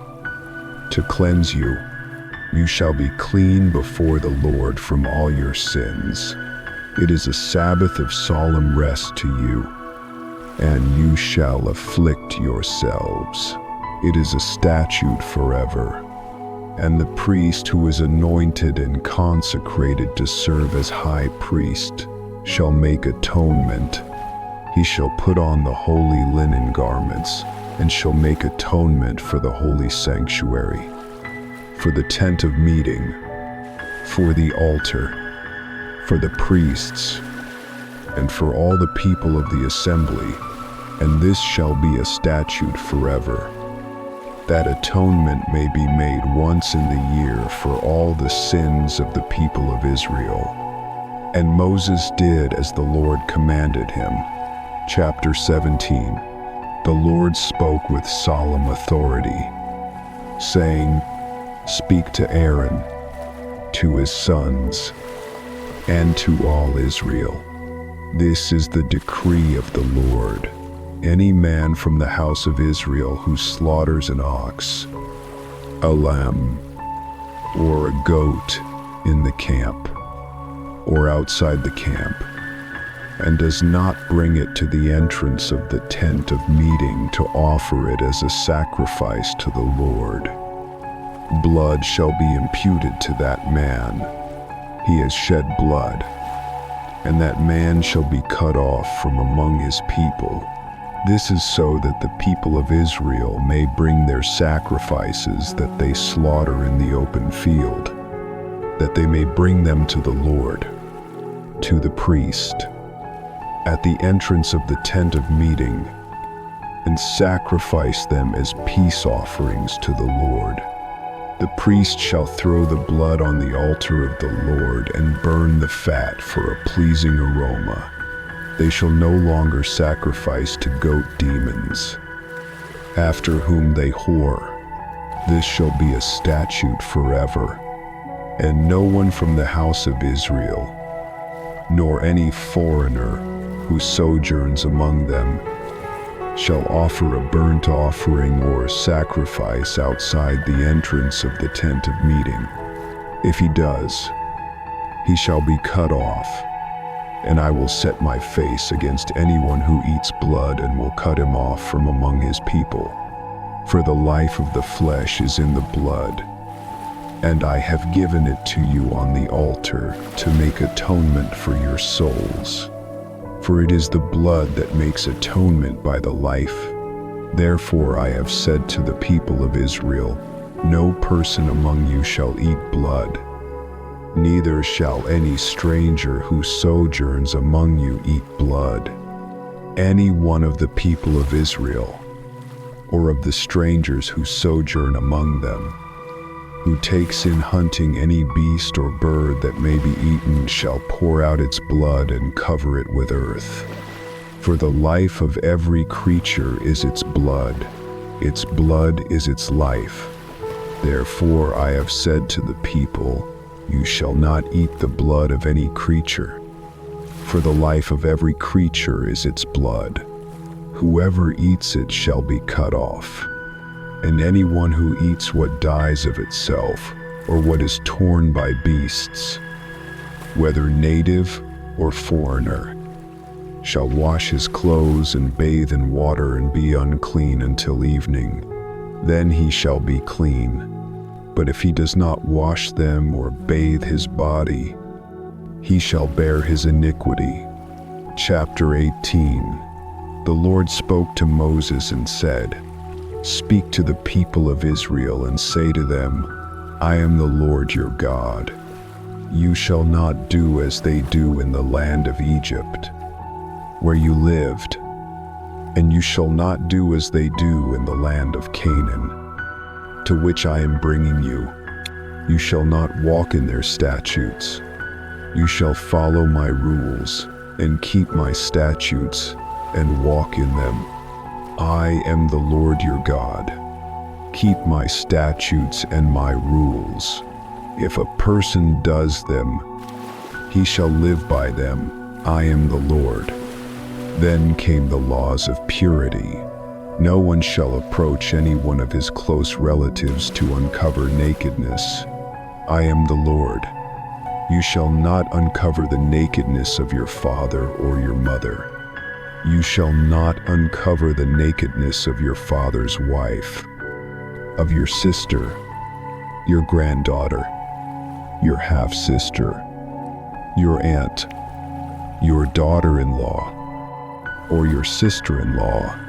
You shall not take a woman and her daughter, nor shall you take her son's daughter or her daughter's daughter, to uncover their nakedness.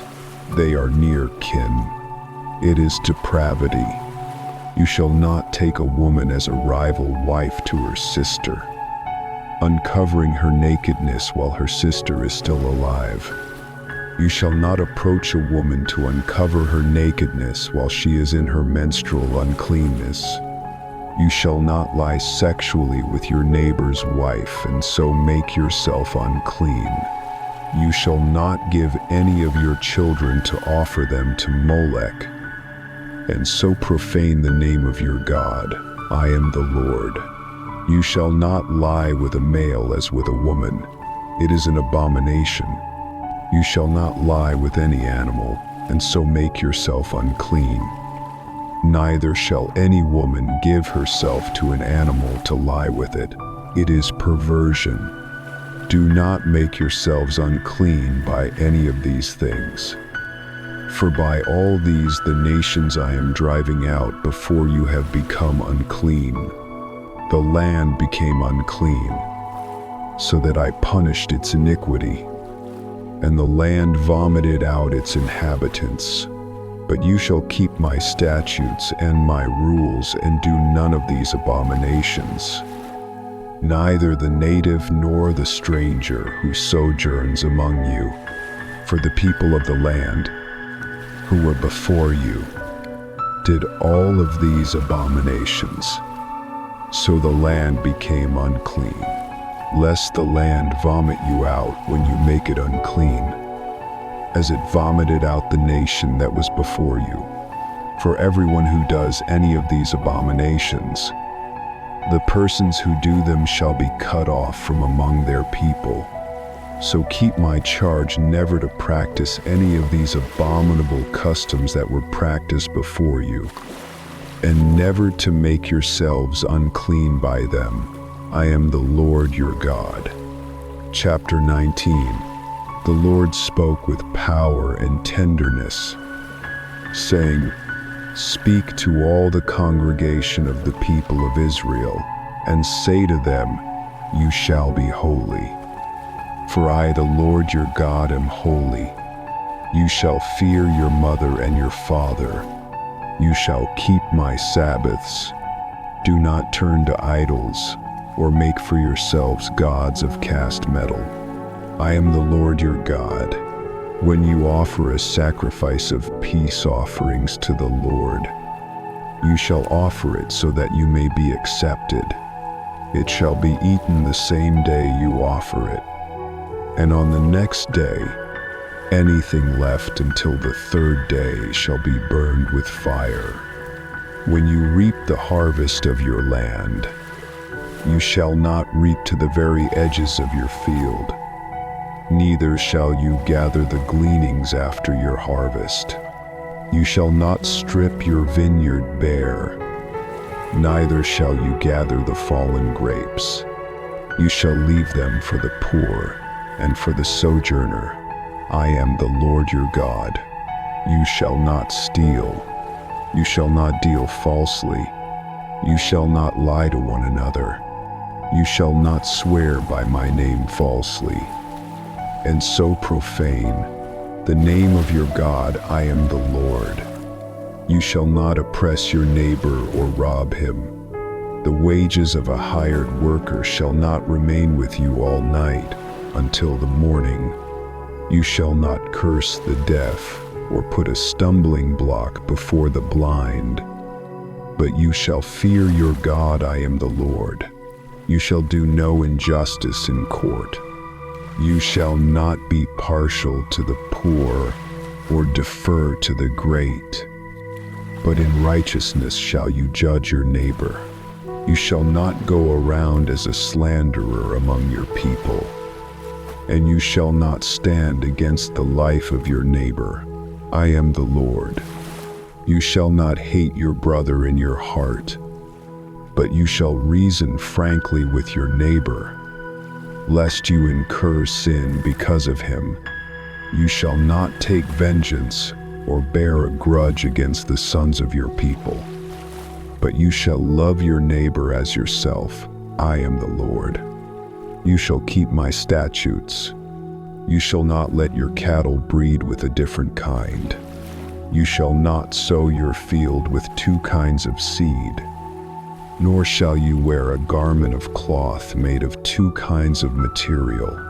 If a man lies sexually with a female slave, they shall not be put to death, because she was not free, but there shall be punishment. He shall bring a guilt offering to the Lord, and the priest shall make atonement for him with the ram of the guilt offering, and he shall be forgiven. When you come into the land and plant trees for food, you shall regard their fruit as forbidden for 3 years. In the 4th year all its fruit shall be holy, an offering of praise to the Lord.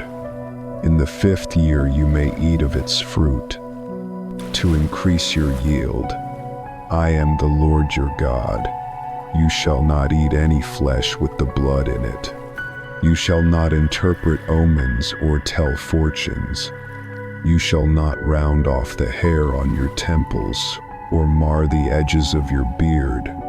You shall not make any cuts on your body for the dead or tattoo yourselves. I am the Lord.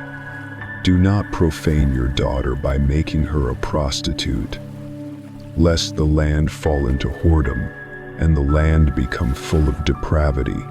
You shall keep my Sabbaths and reverence my sanctuary. I am the Lord. Do not turn to mediums or necromancers. Do not seek them out, and so make yourselves unclean by them. I am the Lord your God. You shall stand up before the gray head and honor the face of an old man, and you shall fear your God. I am the Lord. When a stranger sojourns with you in your land, you shall not do him wrong. You shall treat the stranger who sojourns with you as the native among you, and you shall love him as yourself. For you were strangers in the land of Egypt. I am the Lord your God. You shall do no wrong in judgment, in measures of length or weight or quantity. You shall have just balances, just weights, a just ephah, and a just hin. I am the Lord your God, who brought you out of the land of Egypt. So you shall observe all my statutes and all my rules, and do them. I am the Lord. Chapter 20. The Lord spoke to Moses and declared, Say to the people of Israel, any man of Israel, or of the foreigners who sojourn in Israel, who gives any of his children to Molech, shall surely be put to death. The people of the land shall stone him with stones. I, myself will set my face against that man and cut him off from among his people, because he has given one of his children to Molech, to defile my sanctuary and profane my holy name. If the people of the land close their eyes to that man when he gives one of his children to Molech and do not put him to death, then I will set my face against that man and against his family, and I will cut them off from among their people. Whoever turns to mediums and necromancers, prostituting himself after them, I will set my face against that person and cut him off from among his people. Consecrate yourselves, therefore, and be holy, for I am the Lord your God. Keep my statutes and do them. I am the Lord who sanctifies you. If anyone curses his father or his mother, he shall surely be put to death. He has cursed his father or his mother, his blood is upon him. If a man commits adultery with the wife of his neighbor, both the adulterer and the adulteress shall surely be put to death. If a man lies with his father's wife, he has uncovered his father's nakedness. Both of them shall surely be put to death. If a man lies with his daughter-in-law, both of them shall surely be put to death. They have committed perversion. If a man lies with a male as with a woman, both of them have committed an abomination. They shall surely be put to death. If a man takes a woman and her mother also, it is depravity. They shall be burned with fire, both he and they, that there may be no depravity among you. If a man lies with an animal, he shall surely be put to death, and you shall kill the animal. If a woman approaches any animal and lies with it, you shall kill the woman and the animal. They shall surely be put to death. Their blood is upon them. If a man takes his sister, whether the daughter of his father or the daughter of his mother, and sees her nakedness, and she sees his nakedness, it is a disgrace, and they shall be cut off in the sight of their people. If a man lies with a woman during her menstrual impurity, he has uncovered her fountain, and she has uncovered the fountain of her blood. Both of them shall be cut off from among their people. You shall not uncover the nakedness of your mother's sister or your father's sister, for that is to make naked one's relative. They shall bear their iniquity. If a man lies with his uncle's wife, he has uncovered his uncle's nakedness. They shall bear their sin. If a man takes his brother's wife, it is impurity. He has uncovered his brother's nakedness. They shall be childless. The Lord continued, You shall therefore keep all my statutes and all my rules, and do them, that the land where I am bringing you to live may not vomit you out. And you shall not walk in the customs of the nations that I am driving out before you. For they did all these things, and therefore I detested them. But I have said to you, You shall inherit their land, and I will give it to you to possess, a land flowing with milk and honey. I am the Lord your God, who has separated you from the peoples. You shall therefore separate the clean beast from the unclean, and the unclean bird from the clean. You shall not make yourselves detestable by beast or by bird or by anything with which the ground crawls. You shall be holy to me, for I the Lord am holy, and have separated you from the peoples, that you should be mine. A man or a woman who is a medium or a necromancer shall surely be put to death. They shall be stoned with stones. Their blood shall be upon them. Chapter 21. The Lord spoke to Moses, saying, "Speak to the priests, the sons of Aaron, and say to them, no priest shall make himself unclean for the dead among his people, except for his closest relatives, his mother, his father, his son, his daughter, his brother, or his unmarried sister who is near to him. For her he may make himself unclean, but he shall not defile himself as a husband among his people and so profane himself. They shall not make bald patches on their heads, nor shave off the edges of their beards, nor make any cuts on their body. They shall be holy to their God and not profane the name of their God. For they offer the Lord's food offerings, the bread of their God. Therefore they shall be holy. They shall not marry a prostitute or a woman who has been defiled. Neither shall they marry a woman divorced from her husband. For the priest is holy to his God. You shall sanctify him, for he offers the bread of your God. He shall be holy to you. For I, the Lord, who sanctify you, am holy. Then the Lord spoke concerning the high priest, the priest who is chief among his brothers, on whose head the anointing oil is poured, and who has been consecrated to wear the garments, shall not let the hair of his head hang loose nor tear his clothes. He shall not go into any dead bodies, nor make himself unclean, even for his father or his mother.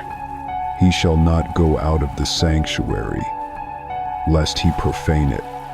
For the consecration of the anointing oil of his God is on him. I am the Lord. He shall take a wife in her virginity, a widow, or a divorced woman, or a woman who has been defiled, or a prostitute. These he shall not marry, but he shall take as his wife a virgin of his own people, that he may not profane his offspring among his people. For I am the Lord who sanctifies him. And the Lord spoke to Moses further, "Speak to Aaron, saying, none of your offspring throughout their generations who has a blemish may approach to offer the bread of his God. For no one who has a blemish shall draw near, a man blind or lame, or one who has a mutilated face or a limb too long, or a man who has an injured foot or an injured hand, or a hunchback or a dwarf, or a man with a defect in his sight, or an itching disease, or scabs, or crushed testicles. No man of the offspring of Aaron, the priest who has a blemish, shall come near to offer the Lord's food offerings, since he has a blemish. He shall not come near to offer the bread of his God. He may eat the bread of his God, both of the most holy and of the holy things, but he shall not go through the veil or approach the altar, because he has a blemish, that he may not profane my sanctuaries. For I am the Lord who sanctifies them." So Moses spoke to Aaron and to his sons, and to all the people of Israel. Chapter 22. The Eternal One gave his word to Moses. "Tell Aaron and his sons that they must treat with reverence the sacred gifts which Israel brings to me. They are not to profane my holy name by approaching these offerings carelessly. If any of their descendants approaches the consecrated things while unclean, he must be cut off from my presence. A priest marked by leprosy or by any discharge must not partake until he is purified.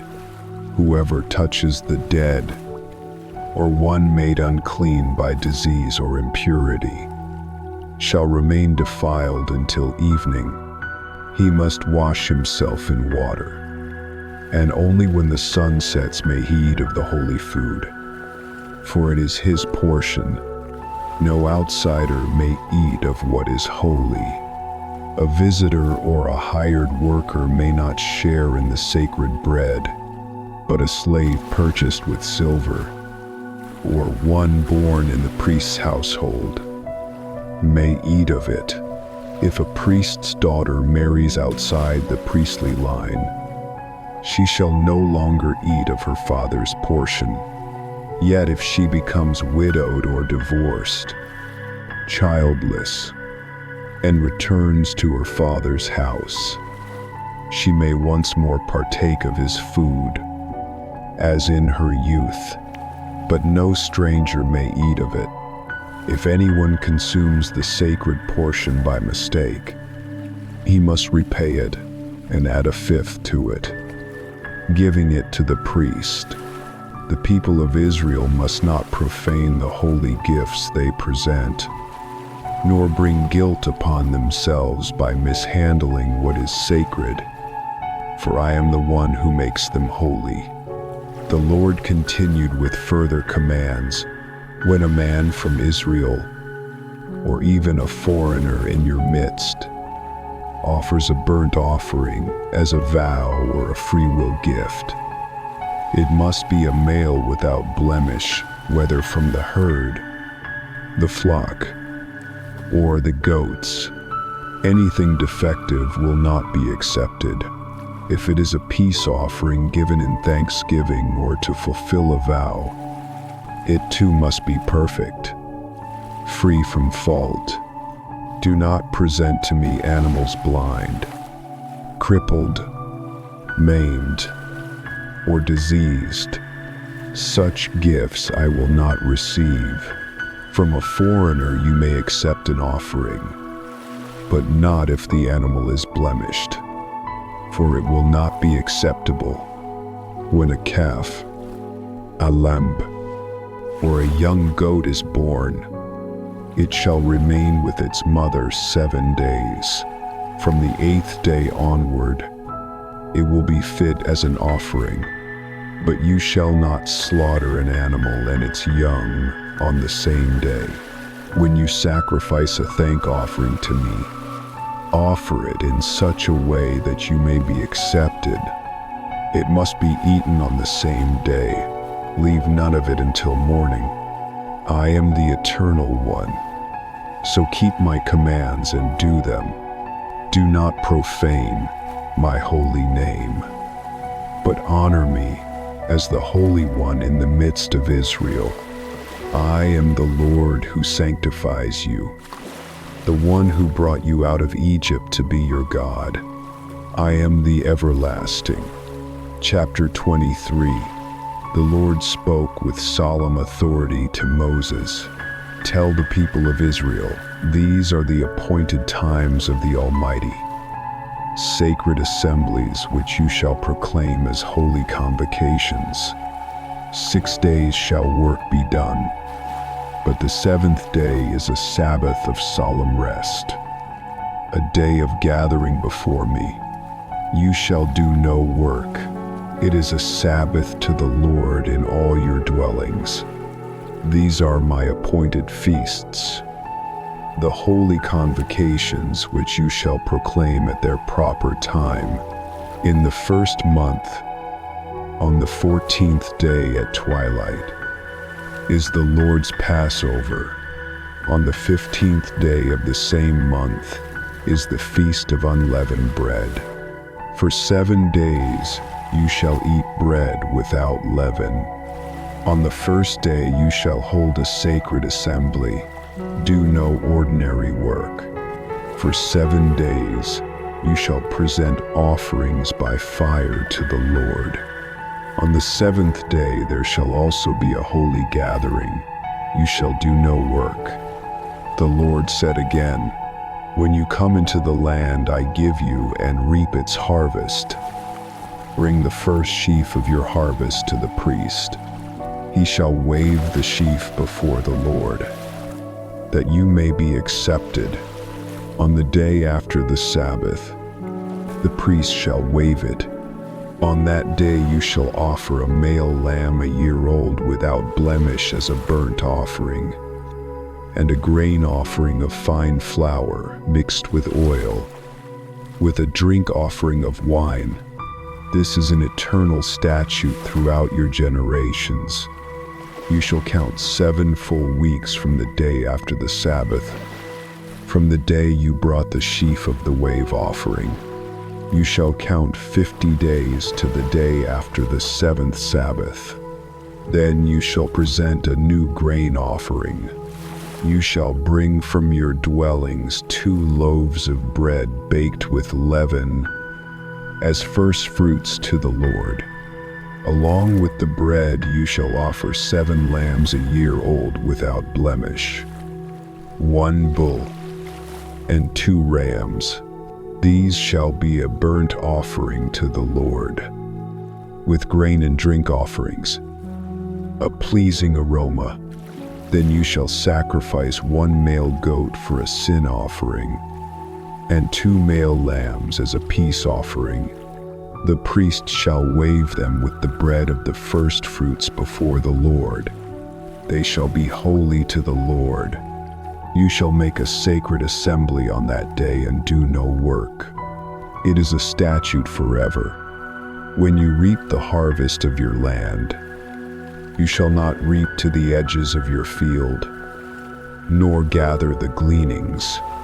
You shall leave them for the poor and the stranger. I am your God. The Lord continued, in the 7th month, on the 1st day, you shall observe a day of solemn rest, a memorial proclaimed with trumpet blasts, a holy convocation. You shall not do ordinary work, and you shall present an offering by fire to the Lord. On the 10th day of this 7th month is the Day of Atonement.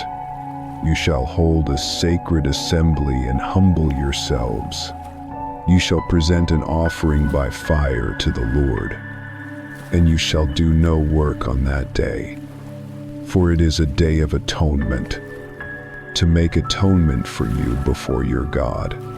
Whoever does not humble himself on that day shall be cut off from his people. This shall be a statute forever in all your dwellings, and on the 15th day of this 7th month, for 7 days, is the Feast of Booths to the Lord. On the 1st day there shall be a sacred assembly. Do no work. For 7 days you shall present offerings by fire. On the 8th day you shall hold a holy convocation. Present an offering, and it is a solemn assembly. You shall not do any work. These are the appointed feasts of the Lord, which you shall proclaim as times of holy gathering, for presenting offerings by fire, burnt offerings, grain offerings, sacrifices, and drink offerings, each on its proper day, and on the 15th day of the 7th month, when you have gathered the produce of the land, you shall celebrate the Feast of Booths for 7 days. On the 1st day there shall be solemn rest, and on the 8th day solemn rest. You shall take the fruit of splendid trees, branches of palm trees, boughs of leafy trees, and willows of the brook, and you shall rejoice before the Lord your God for 7 days.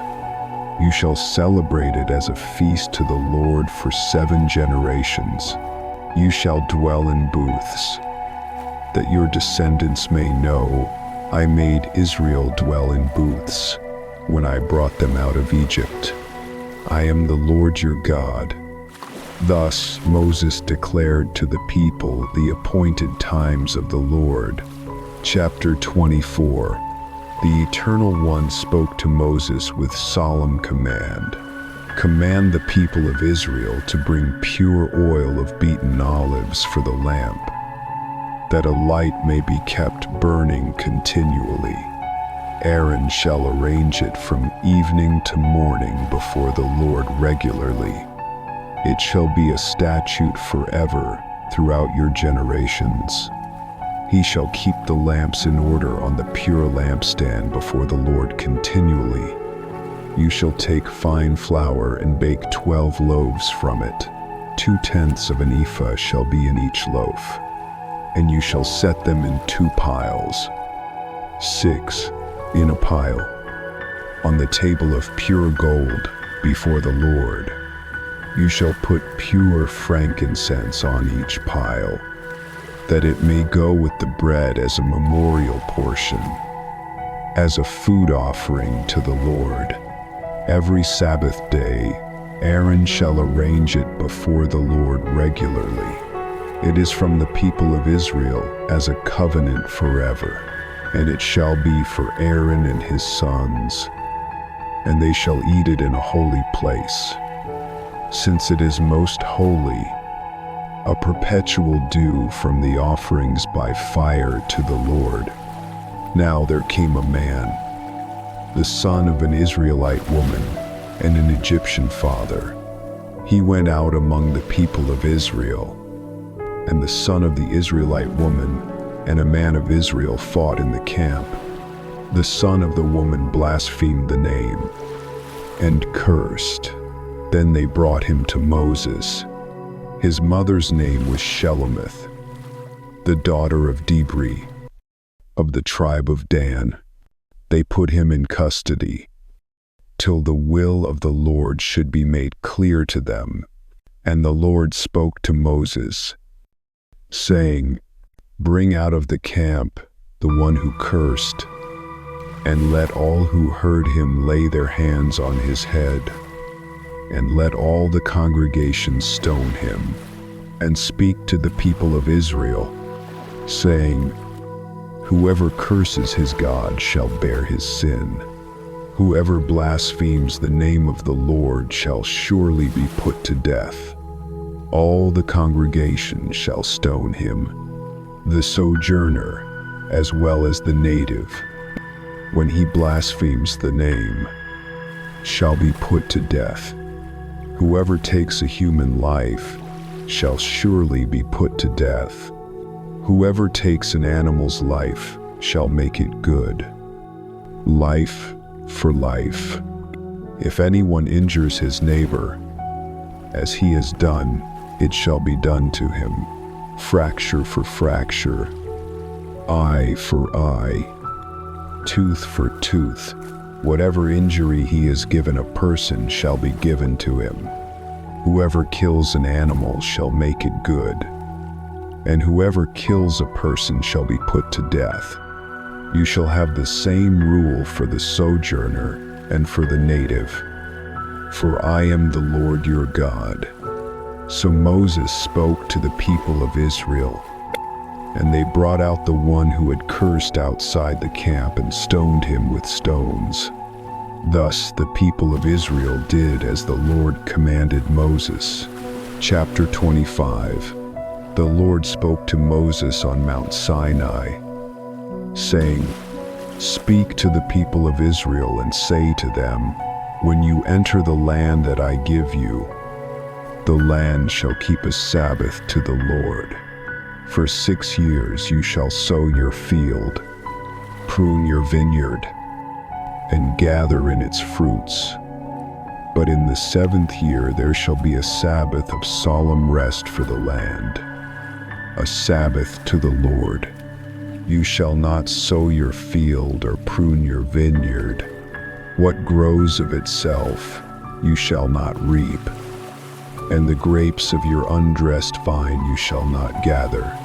It shall be a year of rest for the land. The Sabbath produce of the land shall provide food for you, for yourself, for your male and female slaves, for your hired worker, for the sojourner who lives with you. and for your cattle and the wild animals in your land. You shall count 7 weeks of years, 7 times 7 years, so that the time of the 7 Sabbaths of years shall be 49 years. Then you shall sound the loud trumpet on the 10th day of the 7th month. On the Day of Atonement, you shall proclaim liberty throughout the land to all its inhabitants. It shall be a jubilee for you. Each of you shall return to his property, and each of you shall return to his family. That 50th year shall be a jubilee. In it you shall neither sow nor reap what grows of itself, nor gather the grapes from the undressed vines. For it is holy. You may eat the produce of the field. In this year of Jubilee, each of you shall return to his property. If you make a sale to your neighbor, or buy from your neighbor, you shall not wrong one another. You shall pay according to the number of years after the Jubilee, and he shall sell to you according to the number of years for crops. If the years are many, you shall increase the price, and if the years are few, you shall reduce the price. For it is the number of crops that he is selling to you. You shall not wrong one another, but you shall fear your God. For I am the Lord your God. You shall do my statutes and keep my rules and perform them. And then you will dwell in the land securely. The land will yield its fruit, and you will eat your fill and dwell in safety. If you say, "What shall we eat in the 7th year?" If we may not sow or gather in our crop, I will command my blessing on you in the 6th year, so that it will produce a crop sufficient for 3 years. When you sow in the 8th year, you will be eating some of the old crop. You shall eat the old until the 9th year. When its crop arrives, the land shall not be sold in perpetuity. For the land is mine, for you are strangers and sojourners with me, and in all the country you possess, you shall allow for redemption of the land. If your brother becomes poor and sells part of his property, his nearest redeemer shall come and redeem what his brother has sold. If he has no one to redeem it, but he himself grows rich and finds sufficient means to redeem it, let him calculate the years since he sold it and pay back the balance, and return it to him. But if he cannot afford it, it shall remain with the buyer until the year of Jubilee.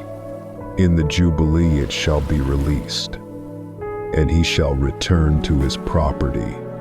If a man sells a dwelling house in a walled city, he may redeem it within a year.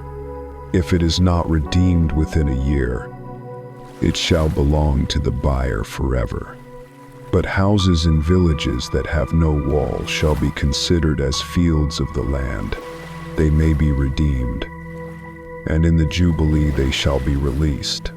As for the cities of the Levites may redeem at any time the houses in their cities.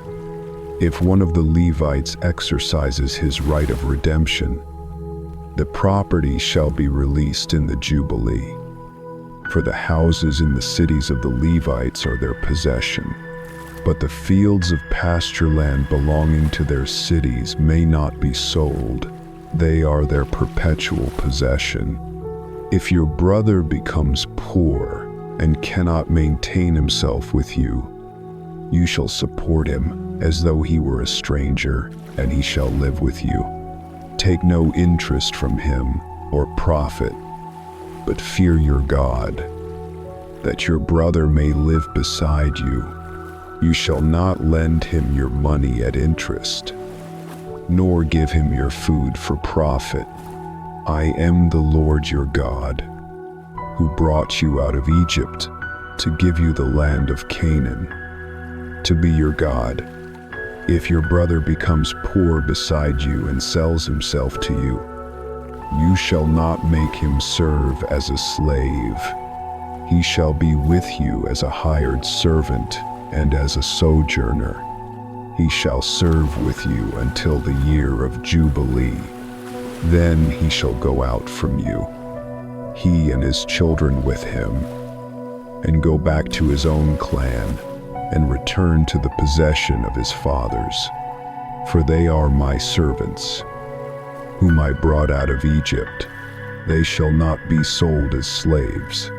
You shall not rule over him ruthlessly, but shall fear your God. As for your male and female slaves, whom you may have from the nations around you, you may buy male and female slaves. You may also buy from among the strangers who sojourn with you and their clans born in your land. They may be your property, and you may pass them on as inheritance to your sons. But over your brothers, the people of Israel, you shall not rule one over another ruthlessly. If a stranger or sojourner with you becomes rich, and your brother beside him becomes poor and sells himself to the stranger, he may be redeemed. One of his relatives may redeem him, or if he prospers, he may redeem himself. He shall calculate with his buyer the number of years from the year he sold himself until the year of Jubilee, and the price shall be in proportion. If he is not redeemed by these means, then he and his children with him shall go free in the year of Jubilee. For it is to me that the people of Israel are servants. They are my servants, whom I brought out of the land of Egypt. I am the Lord your God. Chapter 26. The Lord declared with authority, you shall not make idols for yourselves, nor set up carved images or sacred pillars, nor place any figured stone in your land to bow down to it. For I am the Lord your God. Keep my Sabbaths in reverence, my sanctuary. I am the Eternal One. If you walk in my statutes and keep my commandments, then I will give you rains in their season, and the land shall yield its increase, and the trees of the field shall bear fruit. Your threshing shall last to the time of the grape harvest, and the grape harvest shall last to the time for sowing. You shall eat your bread to the full, and dwell in your land securely. I will give peace in the land, and you shall lie down with none to make you afraid. I will remove harmful beasts, and the sword shall not go through your land. You shall chase your enemies, and they shall fall before you by the sword. 5 of you shall chase 100, and 100 of you shall chase 10,000, and your foes shall fall before you. I will turn to you and make you fruitful and multiply you, and will confirm my covenant with you. You shall eat the old store long kept, and you shall clear out the old to make way for the new. I will set my dwelling among you, and my soul shall not abhor you. I will walk among you, and will be your God, and you shall be my people. I am the Lord your God, who brought you out of the land of Egypt, that you should not be their slaves. I broke the bars of your yoke and made you walk upright. But if you will not listen to me and will not do all these commandments, if you spurn my statutes, then I will set my face against you. I will bring sudden terror, wasting disease, and fever that consumes the eyes and makes the heart ache. You shall sow your seed in vain, for your enemies shall eat it. I will set my face against you, and you shall be struck down before your foes. If you will not listen still, I will discipline you sevenfold for your sins. I will break the pride of your power, and I will make your heavens like iron, and your earth like bronze. Your strength shall be spent in vain, for your land shall not yield its increase, and the trees shall not give their fruit. And if you walk contrary to me, then I will strike you sevenfold for your sins. I will let loose wild beasts against you, which shall bereave you of your children, destroy your livestock, and make you few in number. If you will not be reformed by these punishments, then I myself will walk contrary to you. I will bring a sword upon you, to execute vengeance for the covenant. You shall be delivered into the hand of the enemy. When I break your supply of bread, 10 women shall bake your bread in one oven and bring it back by weight. And you shall eat and not be satisfied. If in spite of this you will not listen to me, but walk contrary to me, then I will act with fury. I will discipline you sevenfold. You shall eat the flesh of your sons, and you shall eat the flesh of your daughters. I will destroy your high places, cut down your incense altars, and cast your lifeless forms upon the lifeless forms of your idols. My soul will abhor you. I will lay your cities waste and bring your sanctuaries to desolation. I will scatter you among the nations, and I will unsheathe the sword after you. Your land shall enjoy its Sabbaths as long as it lies desolate while you are in your enemy's land. Then the land shall rest and enjoy its Sabbaths.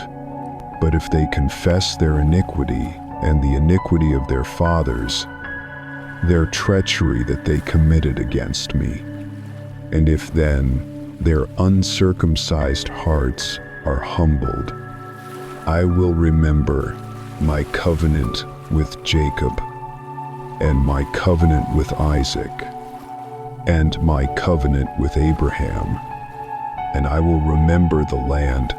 Yet for all that, when they are in the land of their enemies, I will not spurn them, nor abhor them so as to destroy them utterly and break my covenant with them. For I am the Lord their God, but I will for their sake remember the covenant with their forefathers, whom I brought out of the land of Egypt in the sight of the nations, that I might be their God. I am the Lord. These are the statutes, rules, and laws that the Lord made between himself and the people of Israel through Moses on Mount Sinai. Chapter 27. The Lord spoke to Moses, saying, Speak to the people of Israel, and say, when anyone makes a special vow to the Lord involving the valuation of persons, the value shall be fixed according to age and gender. A male from 20 to 60 years shall be valued at 50 shekels of silver, according to the sanctuary shekel. A female of the same age shall be valued at 30 shekels. A male from 5 years old up to 20 shall be valued at 20 shekels. A female at 10. A male from 1 month up to 5 years shall be valued at 5 shekels of silver. A female at 3. A male 60 years old and above shall be valued at 15 shekels. A female at 10. If anyone is too poor to pay the valuation, he shall be made to stand before the priest, and the priest shall value him according to what the one who vowed can afford. If the vow concerns an animal that may be offered as an offering to the Lord, Every animal given to the Lord shall be holy. He shall not exchange it or substitute another for it. If he does exchange it, then both it and the substitute shall be holy. If it is an unclean animal, it shall be presented before the priest, and the priest shall value it as good or bad, as the priest values it, so it shall be. If he wishes to redeem it, he shall add a fifth to its valuation. When a man dedicates his house as holy to the Lord, the priest shall value it as good or bad, as the priest values it, so it shall stand. If the one who dedicates it wishes to redeem his house, he shall add a fifth to the value, and it shall be his. If a man dedicates part of the field of his inheritance to the Lord, then its valuation shall be proportional to its seed. A homer of barley seed shall be valued at 50 shekels of silver, if he dedicates his field from the year of Jubilee. The valuation shall stand. But if he dedicates it after the Jubilee, the priest shall calculate the price according to the years remaining. If he who dedicated the field wishes to redeem it, then he shall add a fifth to its valuation. But if he does not redeem it, or if he has sold the field, it shall not be redeemed anymore. When the field is released in the Jubilee, it shall be holy to the Lord as a devoted field. It shall become the possession of the priest. Every devoted thing that a man devotes to the Lord, of man or beast or field, shall be holy to the Lord. Nothing devoted to destruction may be ransomed. It shall surely be put to death. Every tithe of the land, whether of the seed of the land or of the fruit of the trees, is the Lord's. It is holy to the Lord. If a man wishes to redeem any of his tithe, he shall add a fifth to it. Every tithe of herds and flocks, every 10th animal that passes under the shepherd's staff, shall be holy to the Lord.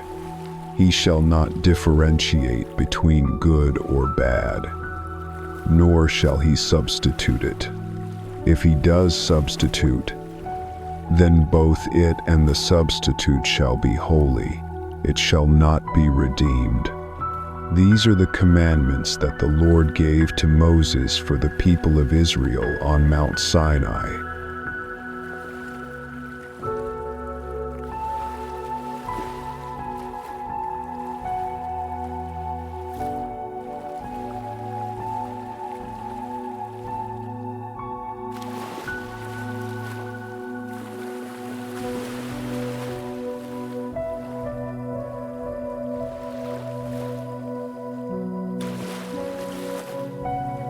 Beloved Lord, Holy One, you have spoken. Be holy, for I am holy. Tonight, in the stillness, I come before you, laying down every burden, every restless thought, like incense rising in the tabernacle. May my breath rise to you, pure and gentle. As I breathe in, I welcome your presence. As I breathe out, I release my worries and fears. You taught Israel how to be cleansed and set apart. Now cleanse my heart with your love. Let me rest in your promise. As your people once rested beneath the shadow of the sanctuary, where your glory dwelled, breathe in. Feel your peace filling the body. Breathe out.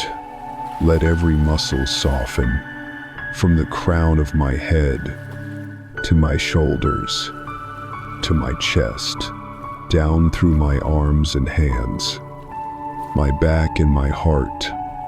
My legs and feet, I surrender every part of myself into your holy rest. Lord, you are my shepherd. You quiet every storm inside me. You gather all the broken pieces of my soul and hold them together in your gentle hands. As I close my eyes tonight, let me dream in your presence, a place without darkness, only the radiant light of your holiness. I thank you, Lord, and I place my sleep in your care, for you are the keeper of peace, the giver of eternal rest to your people. Amen.